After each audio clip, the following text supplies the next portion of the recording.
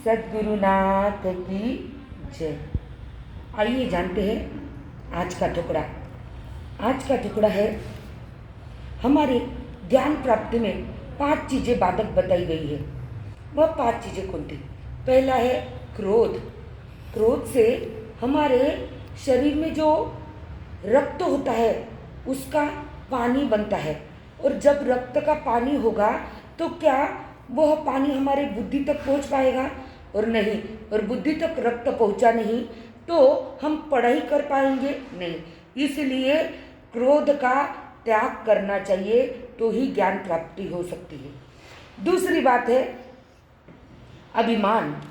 अभिमान देखो, अभिमान करने से कभी पढ़ाई नहीं आती है। पढ़ाई तो विद्या प्राप्त तो हमें जब आती है तब हम विनय हमारे जीवन में आता है, और विनय यदि हमारे जीवन में नहीं होगा तो अभिमान से हम पढ़ाई प्राप्त यदि हमें चढ़ भी जाएगी तो हम उसे याद नहीं रख पाएंगे। यदि विद्या प्राप्त करनी है तो विनय ही आवश्यक है, इसलिए अभिमान त्यागना पड़ेगा। तीसरी बात है प्रमाद।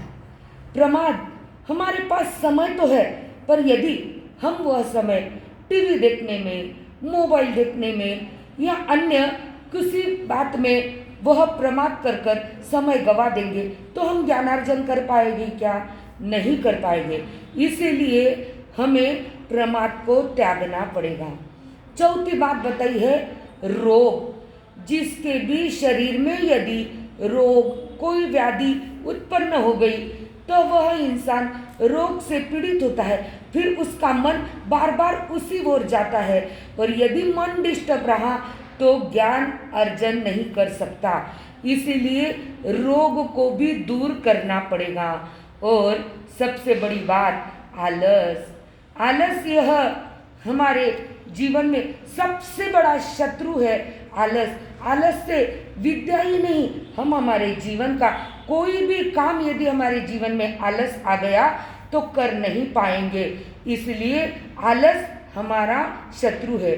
हमारे ज्ञानियों ने एक बात बताई है, विद्या चढ़ने के लिए 4 अक्षरी एक मंत्र बताया गया है, जिसका शॉर्ट फॉर्म है घो ची पू ली।